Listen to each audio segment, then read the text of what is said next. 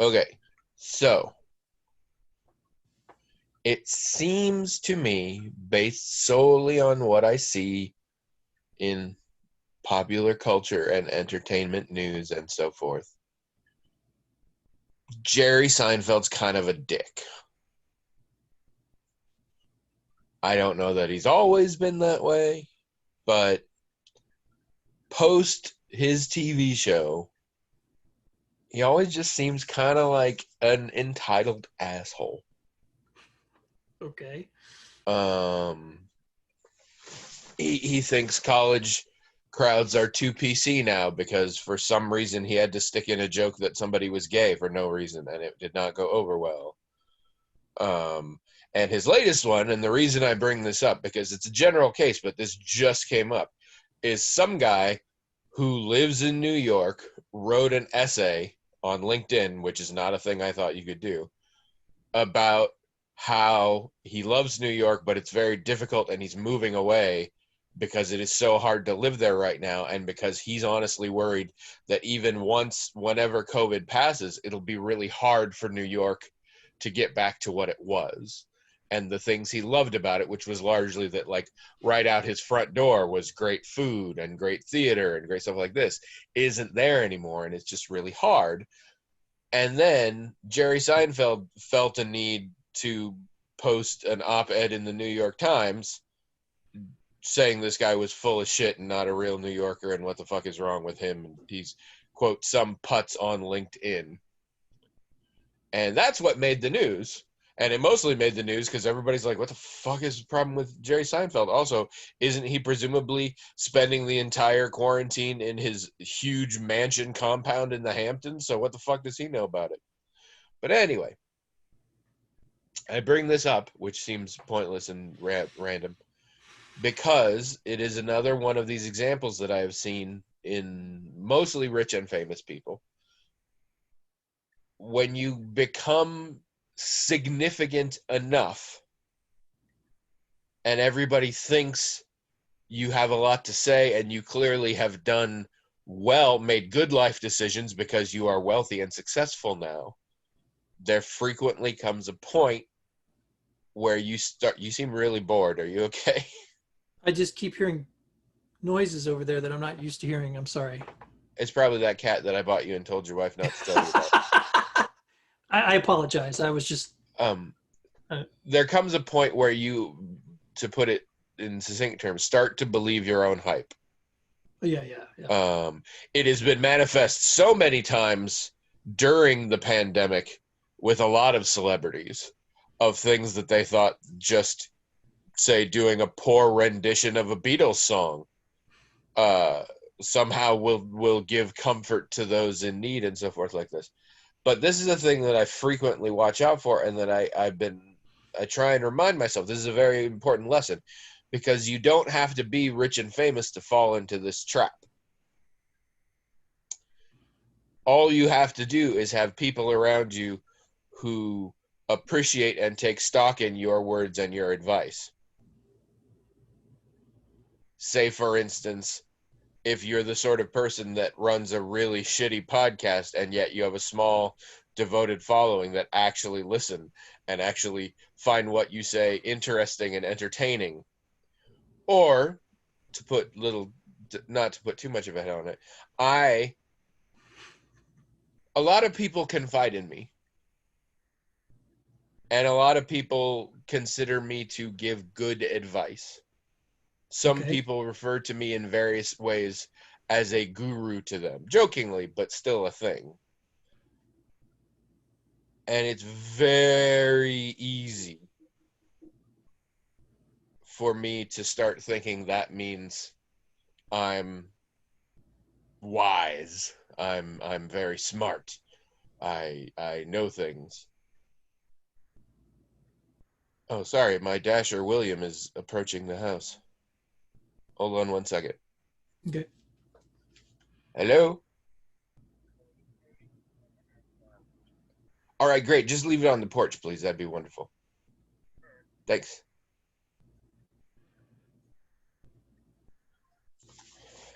they have on these apps where you can say just no contact, please leave it on the porch. Sometimes they don't listen.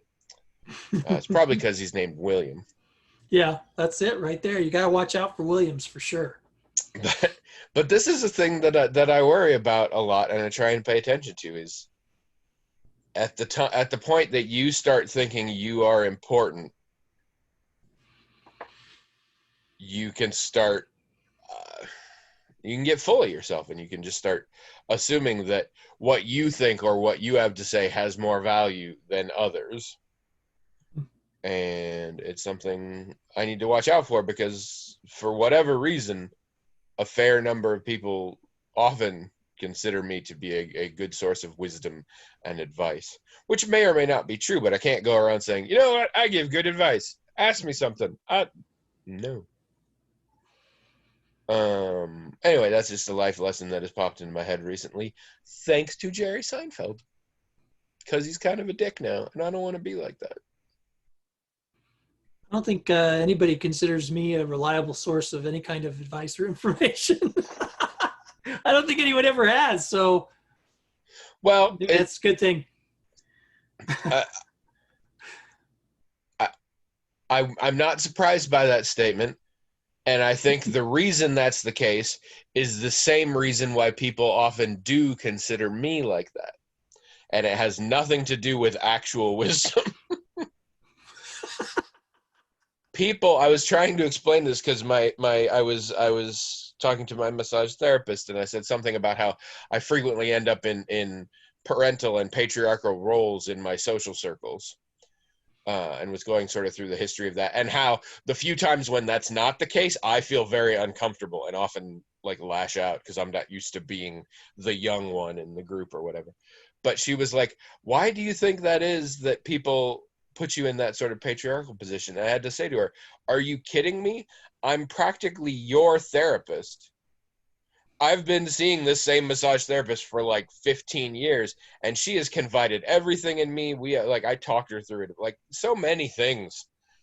And that's not unusual. And what I think it comes down to, and some people have said as much, I'm a freaking open book. I tell everybody everything about me, good or bad, all the time, whether I should or should not, constantly. And so two things happen then. One, the odds of me saying something that resonates with someone else is greater. I've had multiple people come out to me as transgender because I've been very open about my own gender things. So they figured I would be non-judgmental and all that. But also, the amount of shit I'm willing to talk about, I think it increases the odds in people's minds that they can talk to me about something that I won't be judgy, which I hope is true. I work hard not to judge people or, be bothered by what. That's the thing you're into? You're a monster. That kind of stuff.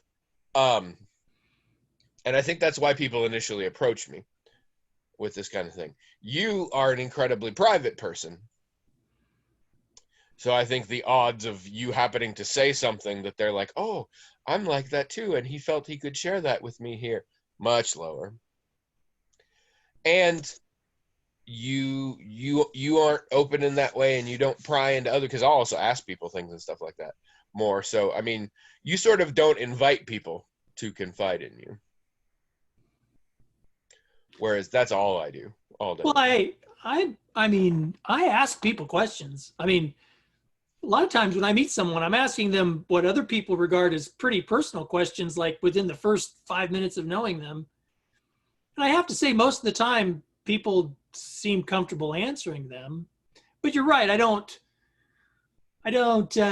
mean, I'm pretty much only going to do that. I'm not going to do that to everybody I meet, for example. There's like only particular circumstances where that's true. I think I also have a lifestyle that people are suspicious of. I think when you're a vegetarian, people are suspicious. I think when you don't drink, people are suspicious.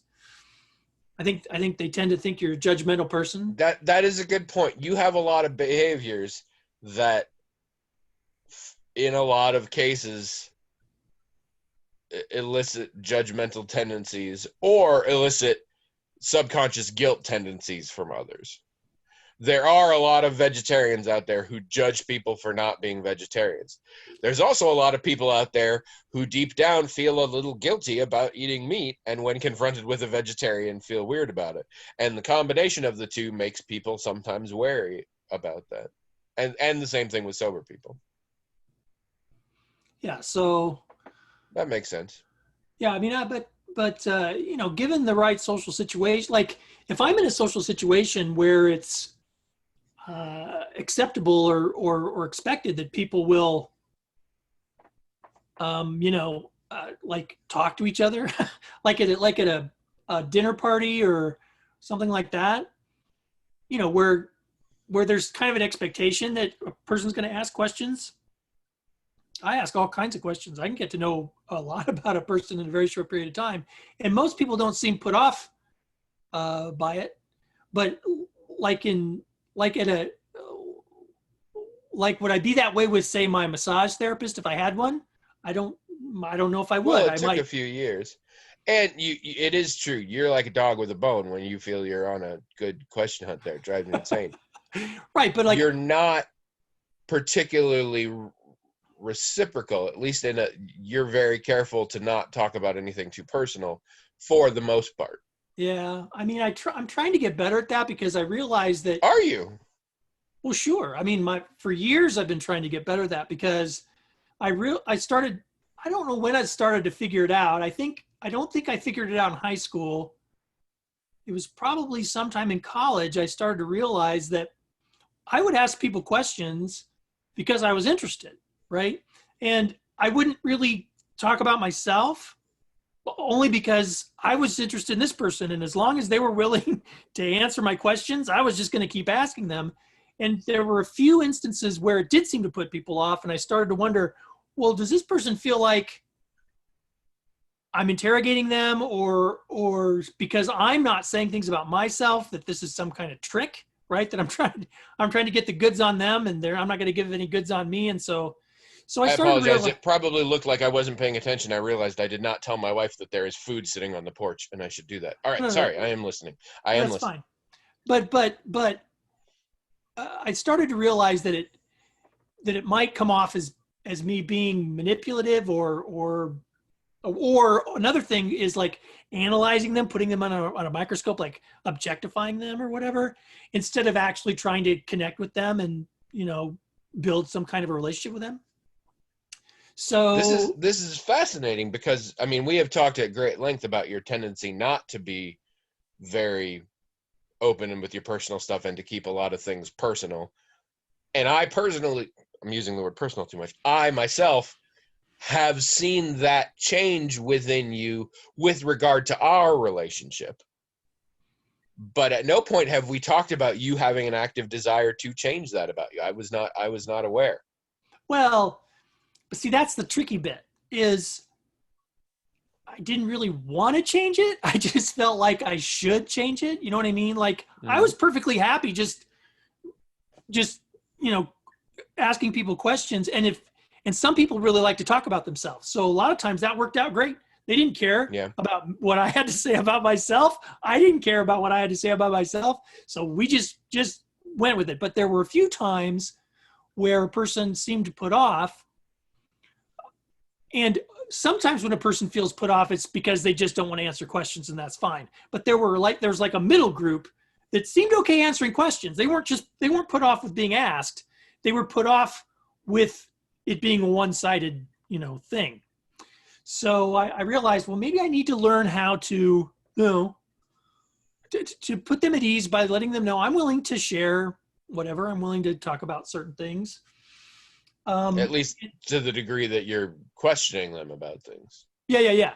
So don't ask a question of somebody you wouldn't be willing to answer yourself. That's exactly right, which I never do. I mean, I don't, because the thing is, there are certain things that I don't want to know about a person. So I'm not going to ask them a question that I would be uncomfortable them asking me. But I do ask questions that like the greater culture seems to be uncomfortable with, right? Like I'll ask questions about politics or religion, for example, that other people are like, oh gosh, you shouldn't ask about that. That's a dangerous topic, but it's not dangerous. It's never dangerous for me because I don't I don't judge people for their beliefs or whatever. So I'm usually quite fascinated by it. But some people are put off by it because of that. So anyway, so I realized I needed to do a better job at maybe sharing a little bit more. But I don't, in the probably, I don't know, maybe 30 years now that I've been like consciously trying to do it, I don't think I've ever gotten good at it, because either I'll talk too much, I'll end up just sitting there talking about myself. I'll get on some kind of tangent or something. I'll just go and go and go. And then before I'm done, I realize I just talked for like 30 minutes about myself. The most boring subject to me is talking about myself. And I just did that. Or I won't talk too much, but I won't talk enough. Or I'll talk probably the right amount, but the stuff I said wasn't right. I'm just bad at it, is what I'm saying. I think that last one is maybe more in your head than outside, but it's a definite thing, and it's something I struggle with, and I'm somebody who tends to both be very open and elicit such response from others, but it's really hard to find that balance because they feel like separate things. Either I'm here to learn about you, or I'm here to tell you about me, and I need to do an equal of both, but it's hard to get into a mindset of just back and forth. And I have found in conversations with everyone, including you and I and with my wife, 80% of the time, a long conversation is you tell a little anecdote and then I tell a little anecdote, and then you tell a little anecdote and then I tell a little anecdote.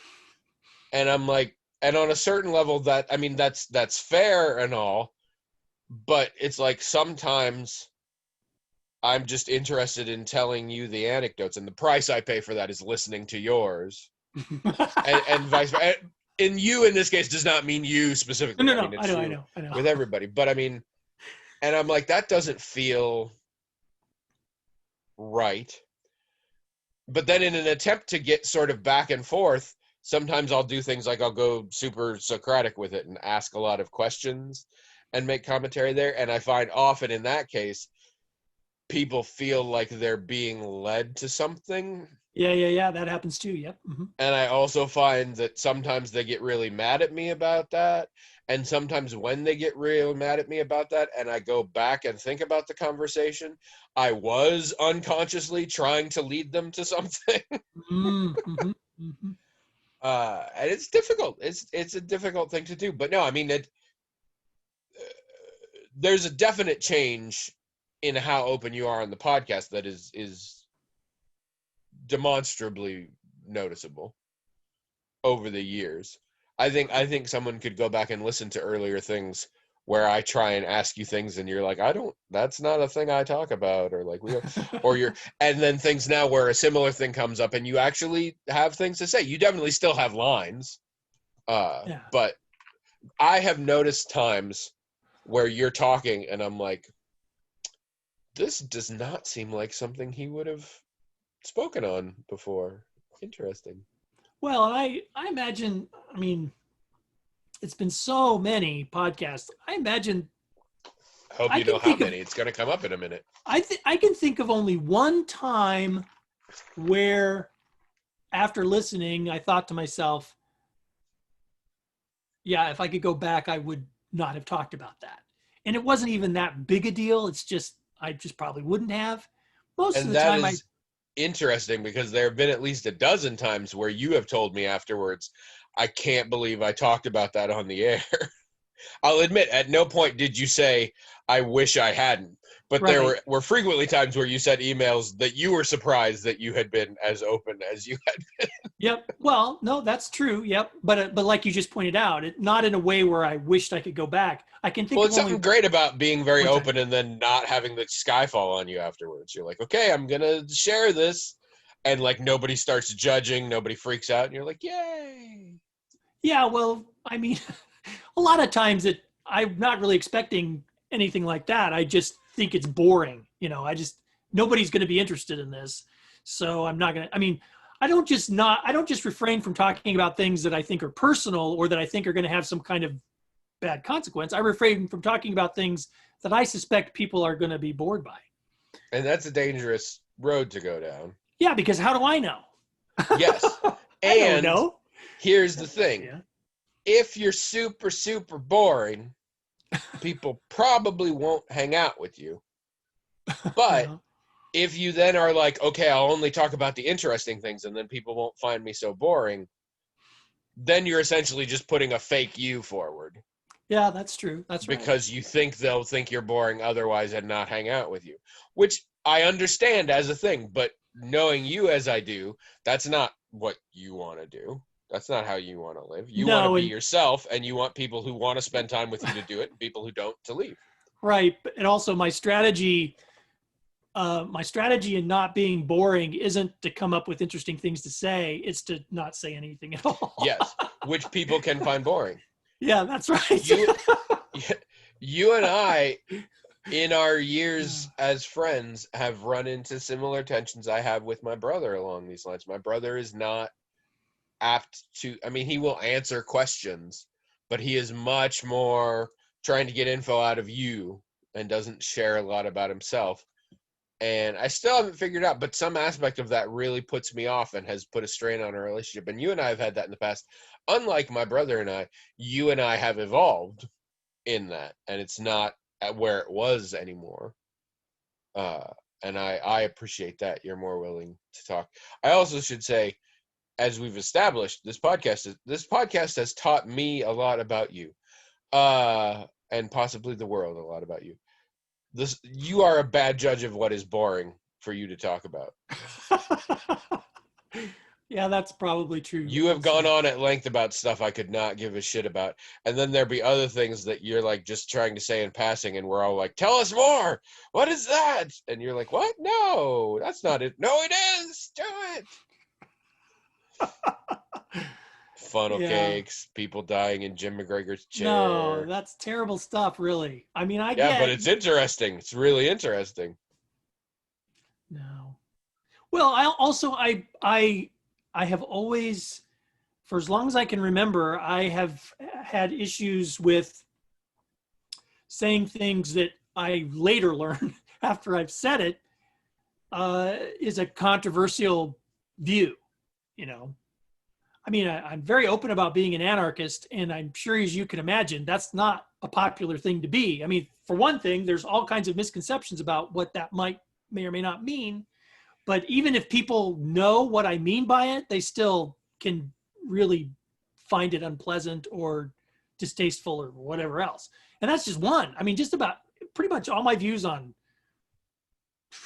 science, religion, whatever it is, if I try to talk to people about it, it very often meets with, you know, all that stuff you go on about how Hitler was right. I mean, yeah, a lot of people. Come on, don't even don't do that. It's terrible when you do that all the time.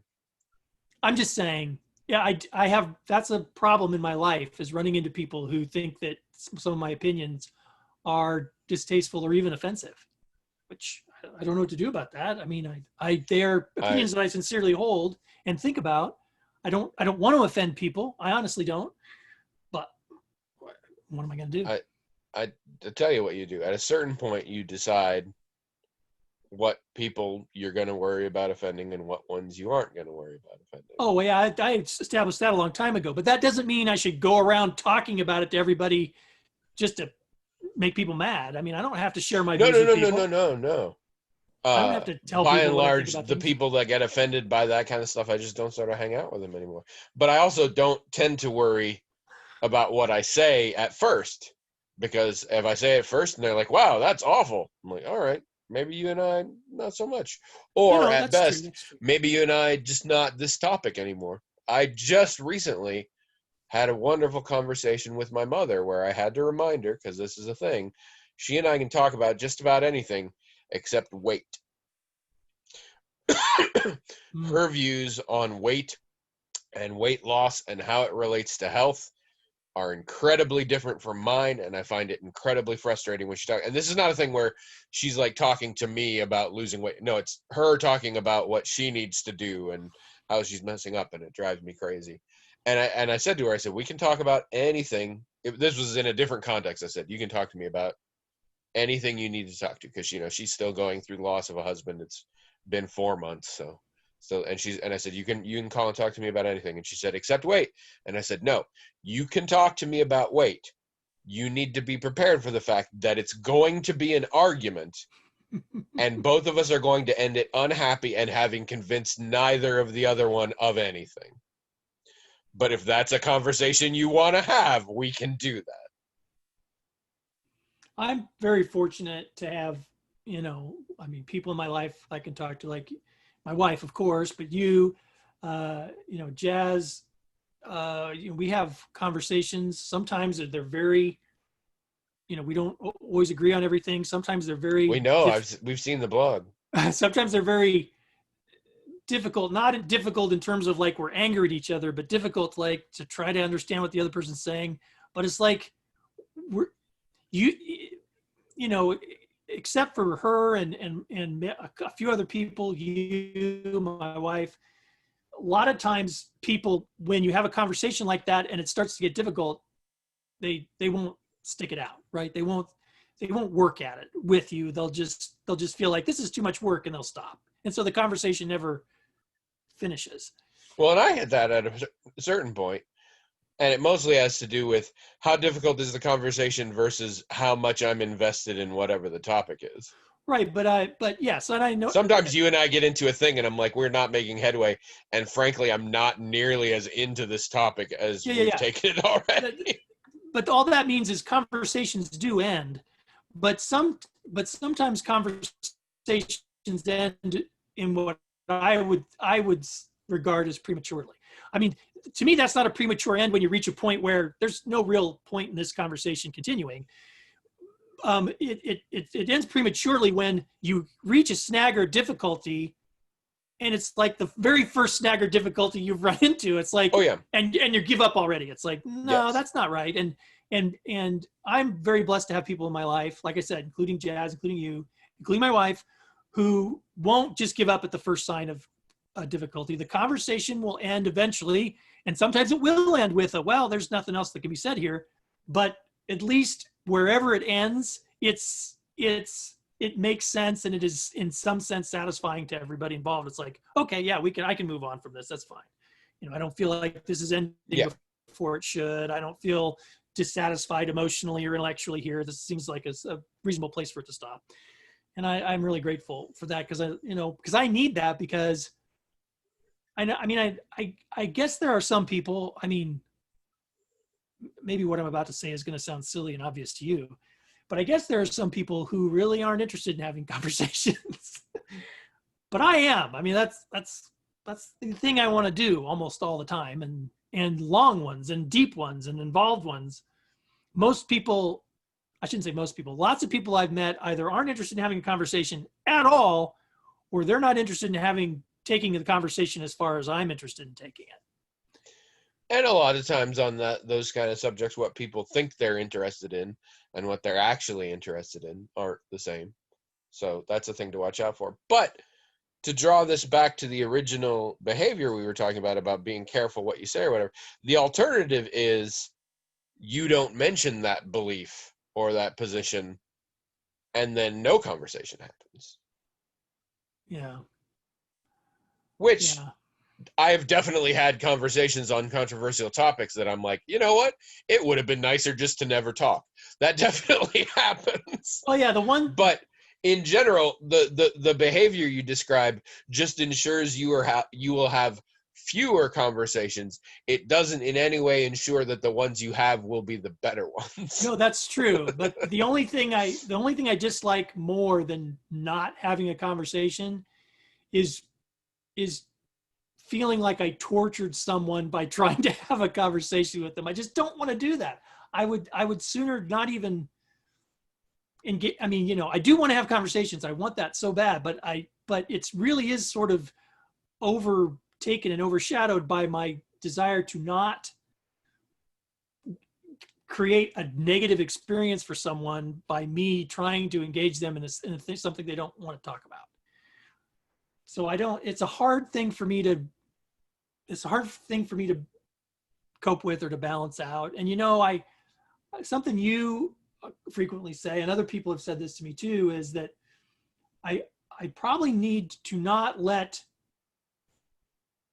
always let the other person's attitudes and desires be the determining thing. I mean, I count too, so I can have a say, right, in how this goes. I don't have to just sort of gauge their attitude and whatever and just say, oh, that person doesn't want to talk, well then we're done, or that person might be offended by something I say, or they might be irritated by something I say, well, I won't say anything. I mean, that's not, like as you were just pointing out, that's not really always the best strategy to take. I appreciate the pro-William sentiment in that argument, and I think it is a good one. But there is also a pro-other people argument that you are missing. Everyone else has just as much right to be interested in learning about you as you are in learning about them. Yeah, when and you say, I'm just going to ask them stuff and I'm just going to learn about them and I'm going to keep things to me, you are depriving them of the experience that you yourself are seeking out. But you yourself enjoy. But you understand why that happens, because because you believe there's not value in people learning about you. That's right. Yes. But you don't get to make the case for what they find valuable. That's right. And see, that's the mental trick I have to go to, because would I want them to have the same attitude toward me? Here I'm trying to get to know them and ask them questions. Would I be okay with them blocking every attempt I am making because they don't think they're interesting? I would think that's not fair. I think they're interesting. And so they should give, they should let me make that choice. Well, that would be hypocritical for me to not let them make that choice as well. Yeah. So it is difficult, especially when you already know about yourself. So it's boring. And also when you have self-image issues where you don't find yourself interesting. I don't know. Which I think a lot of us suffer from, and I think you in particular sort of suffer from. Well, do you think so? I mean, I just think I'm objectively not interesting. I mean, people ask questions at the hat. Whoa, come on. You are smarter than this. You are absolutely smarter than this. You think you're objectively not interesting, and you think that's the reality. You don't think that might be some weird self-esteem issue you have in your head. No, you just, out of all the people out there, you're the boring one. Oh, I'm sure there's lots of boring ones. I mean, I don't know any other ones. But that's a weird coincidence, isn't it? Wait a minute, though. Wait a minute. I feel like I have data, because I'll listen to the podcast and people will ask questions and I will give the most predictable answer almost all the time. That's not interesting. Wait, predictable to who? Well, okay, that's a good question. I think to everybody. No one is the only way you can develop an opinion, a valid, useful opinion about how interesting you are to other people is based on the reactions of other people. And even then, you have to be very careful because of your own biases. You have no authority in determining if you are of interest to other people. That's true. That's true. Because you're not in their head. Although, to be fair, and I'm sure this happens to everybody, not just me, there are people who have made it pretty clear, sometimes by their actual statements, that they don't think I'm interesting. Yes, and of course, that doesn't mean I'm uninteresting to everybody. I get that. But that is clearly, if the Tony who is on this podcast was a real person, you would be, it would make sense for you to say, he thinks I'm boring as shit. Oh, yeah. Because sure. I believe he has said you are boring as shit. Yeah. However, the fact that the Tony who's not on this podcast has chosen to do almost 500 episodes of a podcast with you is concrete proof that Tony does not find you boring. Well, I mean, there are a lot of other explanations for that, but I take your point.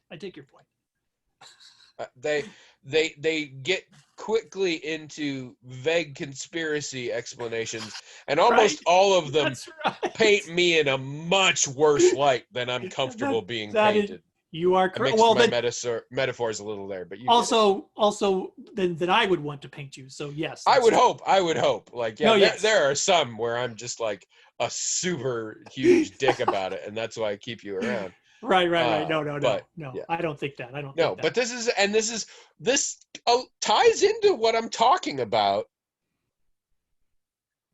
Actually, it contradicts what I was talking about earlier. This idea that how interesting you are is determined by other people, and it's how interesting you are to them. I think the contradiction being, again, to throw Seinfeld under the bus, a lot of people loved the show Seinfeld. First of all, that doesn't necessarily say much about him as a person or his intelligence. Right. But a lot of people did. A lot of people didn't also. So it's bad to extrapolate. I'm still at the point where I try not to give unsolicited advice to people I don't know. A lot of people I know come to me for advice, and sometimes I even give them advice. Overall, it has seemed beneficial to most of them. I have to keep telling myself that does not mean I'm just good at giving advice to anyone. And just because some people find you boring and have made that clear, and just because, dare I say, you find you boring, doesn't mean everybody finds you boring. Yeah, I do. That's but true. I think this is a little bit of a background. You know, about Seinfeld. Your picture's been frozen for ages. I'm still hearing you, but your picture's frozen. It's very weird. Now you're just gone.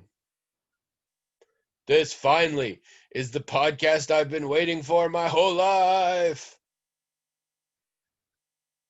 Just me and a kind of sad looking still image of William. Oh, I was going to say about Seinfeld.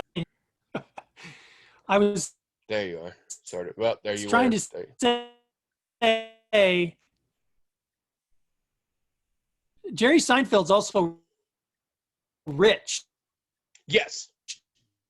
And rich people get treated in a way by other people, and if these people are treating me this way, and he's gone.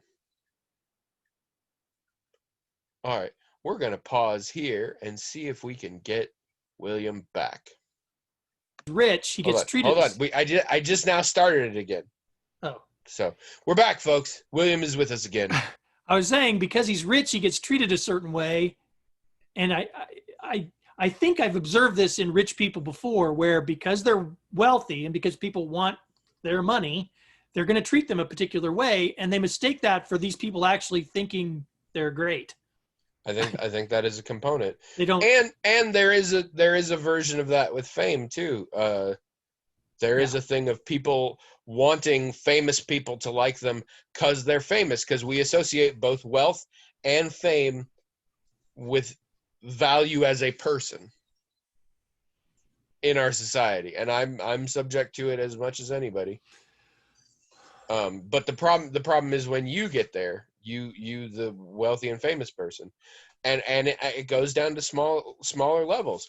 People put you above them in some way. You start to believe you are above them. Yeah. That's not inevitable, is it? I mean, is it, do you think? I wouldn't think so. I would hope not. I mean, in the past 300,000 years, for all but the last, say, 10,000. Hold on a sec. Put it on the stove or What? give it to you? Give it to me, please. The queso spilled it. Oh, shit. Then put it on the stove, please. Thank you. Sorry. Food arrived. All right.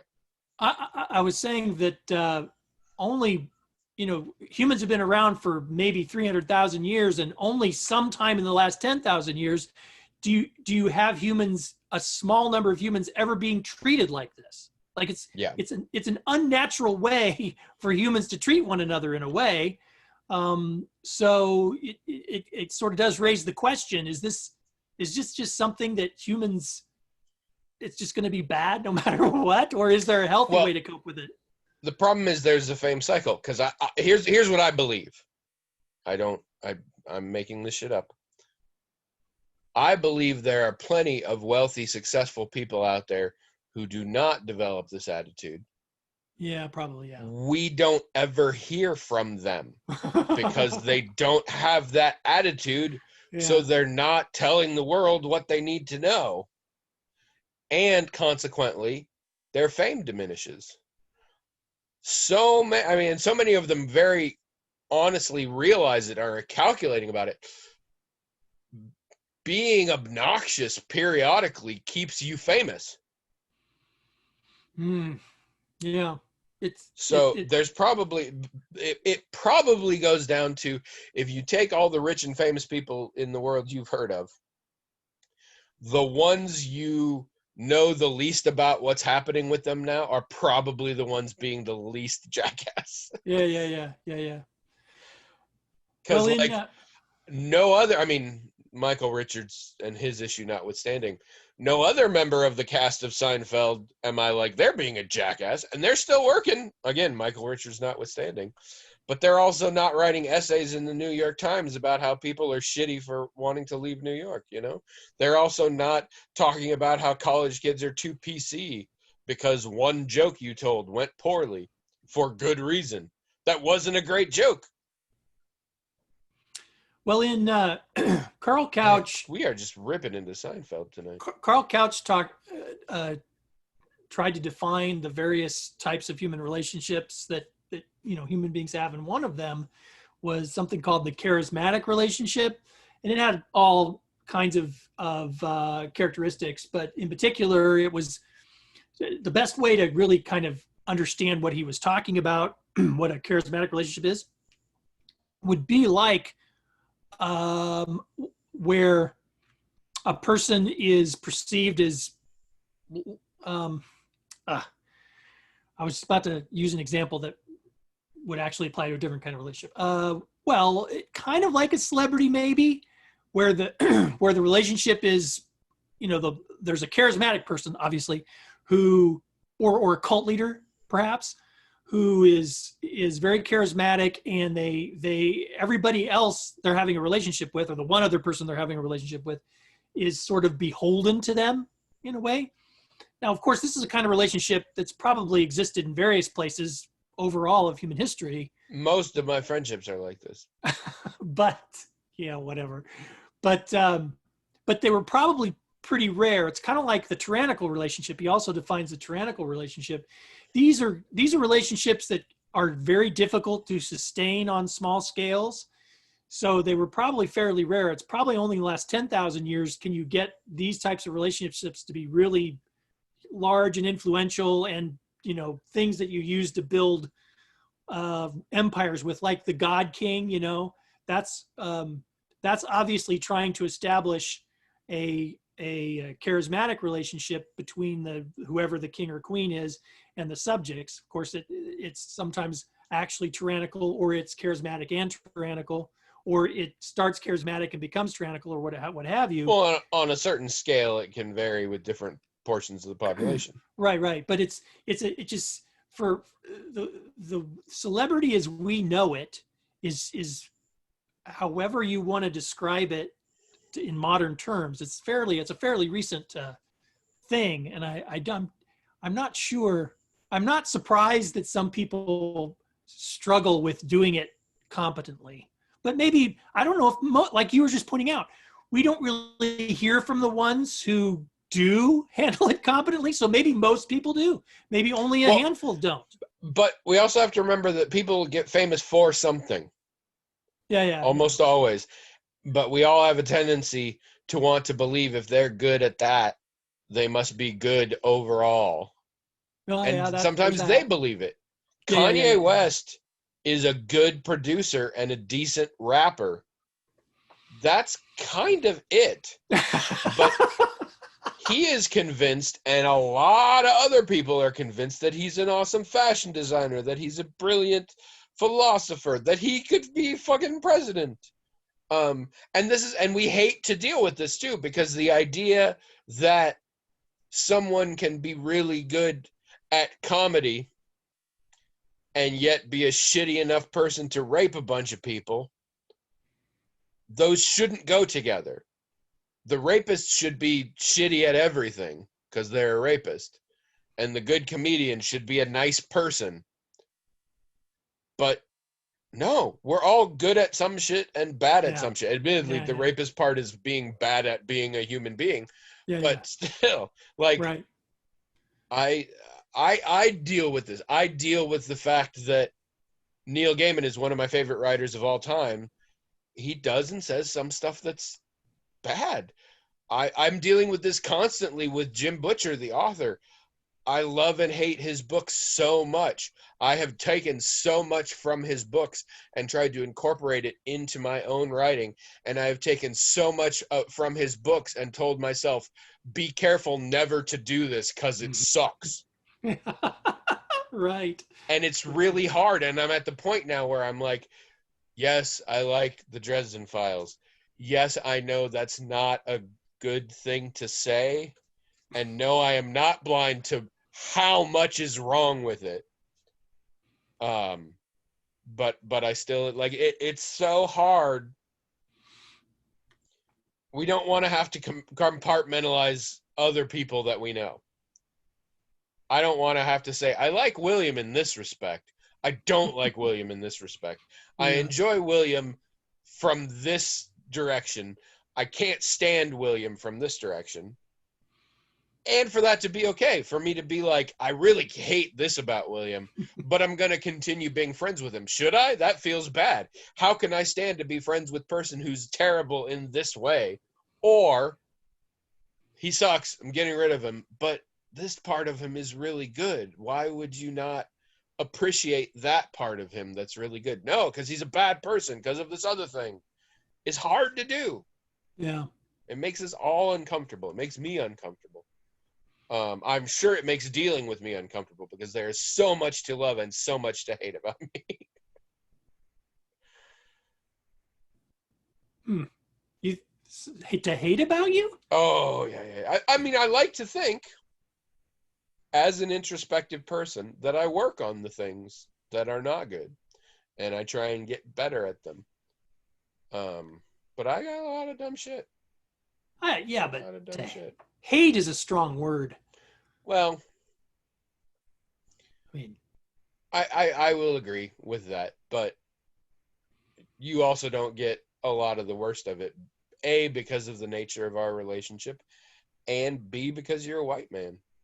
A lot of things wrong with me is I still have hang-ups on sex and race that are buried in my head. And not that I think certain things about women or about people of color, but because completely unconsciously I will say certain types of things or interact with them in ways that I would not with a white man. And that sometimes I don't notice. And that sometimes it gets told to me, but it only gets told to me when someone is so sick of my shit that they have to yell it at me.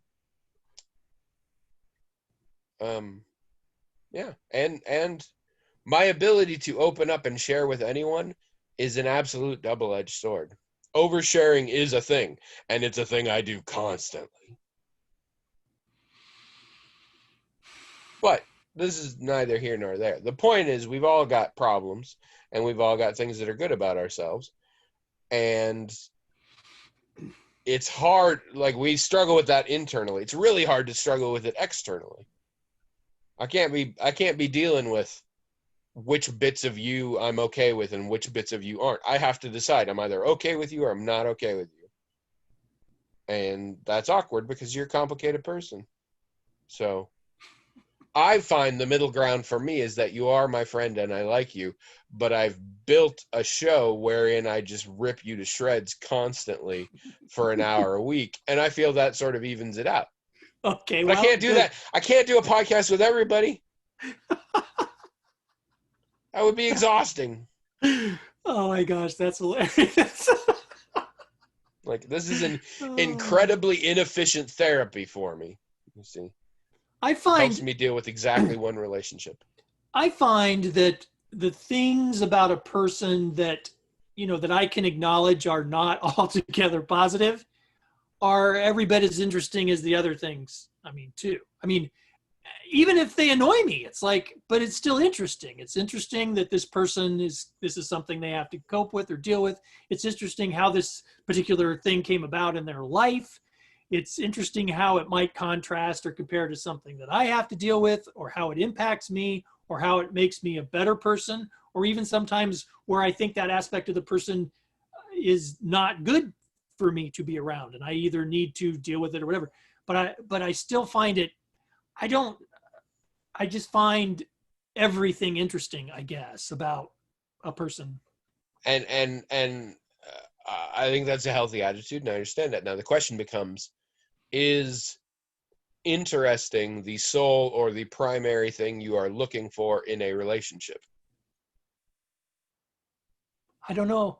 That's a There very are interesting people question. I have known who are very interesting, who I have no desire to ever associate with. Yeah, okay, so that's a very good question you're asking, because And for, full disclosure, I'm not sure it's one I could answer at this point. well, the But you question speak is, as though that was the defining characteristic. So the question is it? well, the we have to look at the question itself. Looking for in a relationship. Like, I don't know if I'm looking for anything or looking for a relationship. It's like, if it's Desire. Is desire in a relationship a better phrasing? I don't know. A thing that would give you impetus to continue that relationship. I think Do you have interest, relationships with people because they're interesting? yeah, Okay. yep. And but the thing is, I find pretty much everybody interesting. So there's got to be, but I'm not interested in having a really like a long-term relationship with everybody, right? So what sorts it out? Sometimes it's just circumstance. Like, I'll go through the line at the supermarket, and I might really find the person working at the counter there, or the clerk, whatever, ringing up my order. I might really find them interesting. But there's obviously not going to be. We're not going to exchange numbers or something. You're going to have a brief conversation. You're going to move on. And presumably, again, to use me, I could behave in such a way that would be interesting, but would provide other negative aspects, offend you, make you feel bad about yourself, something that you would determine, I don't want to pursue this friendship. Oh, okay, so let's talk about that. So if I felt like, because see, this is sort of a newish thing in my life. This is something that I only kind of started to do after my divorce. Is think about, okay, I need to have more self-respect, basically. I need to stand up for myself like I would stand up for somebody else, right? So if someone's treating me in a way that I wouldn't tolerate them treating somebody else, I shouldn't tolerate them treating me that way either. And so if it doesn't matter how interesting or fascinating that person is to me and how much I might want to get to know them or be their friend or anything else, if they're going to treat me disrespectfully or whatever else, I can't allow myself to be in that relationship, because I just can't. I would, when I have been in those kinds of relationships before, I've told myself, well, they don't respect me, but who cares? I don't care if they respect me. I like them. I respect them. They're interesting. We can get along, and that's great. But what ends up happening is I'm still an emotional person, right? I'm still a human being. They are sapping the energy from me by treating me like this. Yes, No matter how much I intellectually try to tell myself I don't care, some part of my being cares. And after a while, I am exhausted, and I might hate myself as much as they seem to hate me or whatever else. Yeah. So I can't do it. And so interesting is a prerequisite to a relationship, and yeah. it for you. And it is presumably a significant factor in determining if you want a relationship, but it Yeah. is not the sole factor. No, I mean, it seems to Well, me. as you just said, how they treat you is a factor, and, Yeah, and I mean, presumably other things. but I mean, they would have to treat me pretty bad Well, for me to not be, interested. or what if they were hugely, blatantly, awfully racist? I mean, Oh God. Well, what if they just sat around wanting to talk about the N-words all the time? Like, I mean, presumably there could be a point at which you're like, this is not, or does that fall under interesting? If you're just gonna be harping on that, it's not interesting. it. I think what you just said is probably right. It's there. There's going to come a point where it's if I know like like you're talking. Let's say we're talking about a racist like a neo-Nazi or something. Yeah. I suspect, or my belief, I mean, I feel like I know this, but it's really just my opinion, my belief, is that this person is far more interesting than just this. But if interacting with them, I never get farther than that. And it's pretty clear that even if they are more interesting than that, they're never going to share that with me. They're going to have their guard up or whatever. Then yeah, eventually they're not interesting. And so that's it. But if they do share other things and you just happen to know they're also a neo-Nazi, that works? Because I can't do that. But see, I mean, fair dues. I'm sure this is never an experience you've been faced with. So, well, this is speculation at best. Let me put it like this. Okay, there's a fellow, and I don't remember his name. He's a black fellow, and he makes a habit of befriending KKK neo-Nazis members. and KKK yeah, people. Right. Yeah. I remember that guy. And I think that when I hear him talk about it, it sounds similar to what I would probably think and feel and do in a similar circumstance. Now, he kind of has a goal, right? He thinks if he gets to know them or whatever, that maybe he can get them to change their mind about this or whatever. And I think maybe, even though I don't, I think that there would be a little bit of that thinking at the back of my mind, not so much like, oh, I'm going to be the savior and help this person get rid of this, but the thinking that maybe if you can be a positive influence. I mean, yes, that's what I mean. I can be a positive influence. That's right. Essentially, potentially nudge their perspective a little bit. Because I don't like to think of myself as like, oh, I'm going to save this guy from this thing. It's more It's more of a, this might be a mutually beneficial thing, and the part that will be beneficial to this person will be they'll get out of this thing. But also, there would be a limit to that, to where I would think, okay, this is not a mutually beneficial thing at all. This isn't, they're not being helped. They're not getting anything out of this relationship. I'm not getting anything out of this relationship. And life is too short for two people to sit around having a not mutually beneficial relationship. And there's a respecting of one's humanity. Yeah. Right. Which I think is cited in here. If you go into it saying, I'm becoming friends with this person to save them, that's not respecting who they are. That's just saying that's the equivalent of, I'm gonna date this person who has terrible problems, but I'm gonna fix them. Same thing. Yeah. Don't do but you're going and saying you are a human, and there are things about you I don't like, and I would like to think that my friendship will be an influence on that, but that can't be the sole reason. Right. But what you're describing, essentially, the very nature of those beliefs, especially if they are pushed on you over and over again, is disrespecting of your humanity and, of course, of a lot of other people's humanity. That's right. And therefore, the contract becomes null and void, essentially. I didn't mean it in a judgy way at all. I'm envious of that. I have hit a point where I'm like, I don't know that I could be friends with someone who wants to vote for Trump. And I consider that a failing on my part, because I do judge them to such a degree and am so angry about it. Well, I do think that my brain is like, you are less valuable of a person to me because of that. And I don't know if it's ignorance or stupidity or downright cruelty, but there is something wrong with you and I cannot associate with it.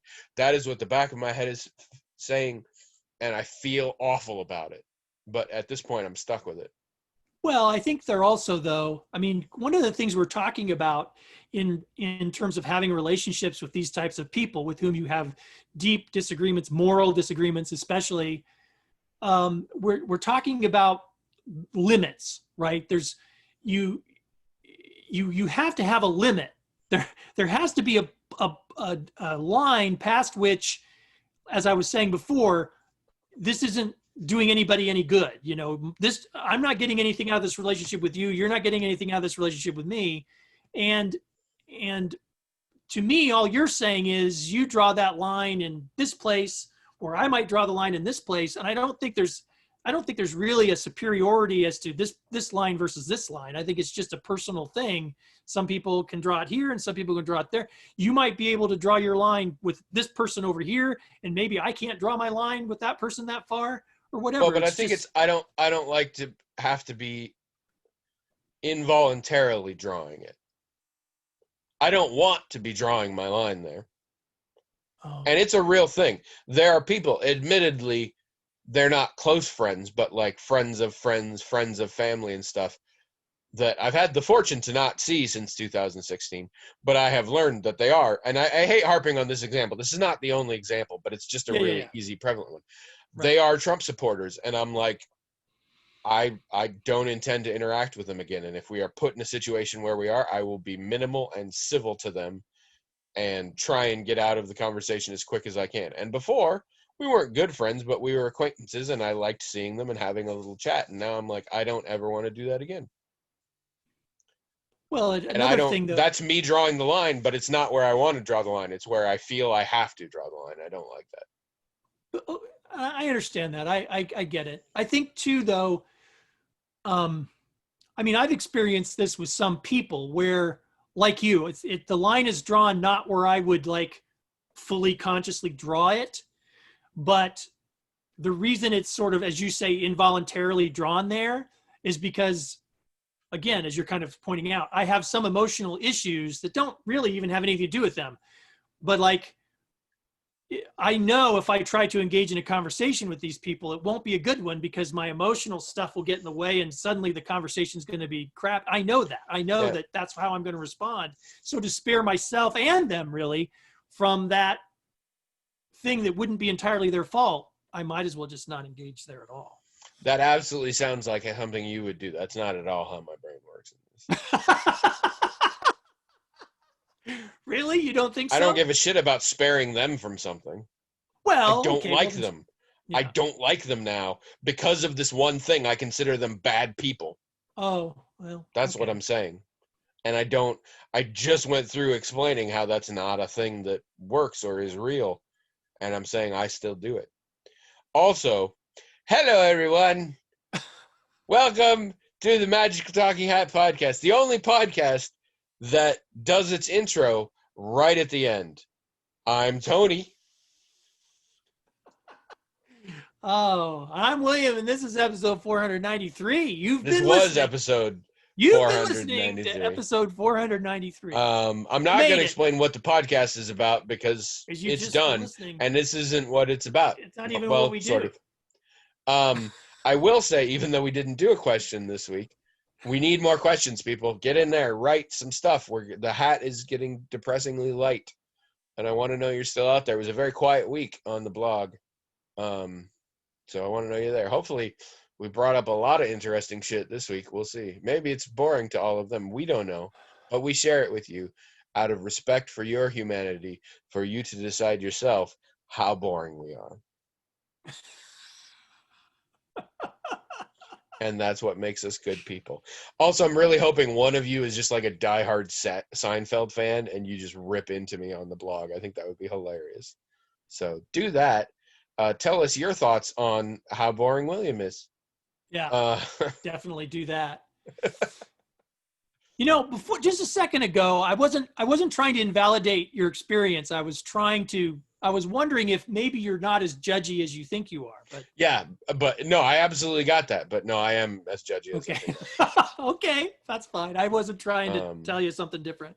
No, and it is that thing of, like we are all more than just our political views and all that. And deep down, we all want to say, and I have believed that many a time.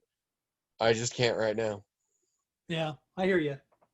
And we all come from different places, and race. I have talked to people who used to be really homophobic and who not in the slightest now, and they talk about how they were raised and what they experienced and why they felt that way and why they don't now and stuff like that. Yeah, Speaking of, the journey. we finished watching season 2 of Pose. It's an amazing show. I love that show so much. I think it has to go up there. I think I now have 2 all-time favorite TV shows: Pose and The Good Place. Wow, I think can't it wait is to up see there. Yeah, now the 4th season is that's coming up. But watch Pose. Watch the seasons of Pose. It's an amazing show. Unbelievable show.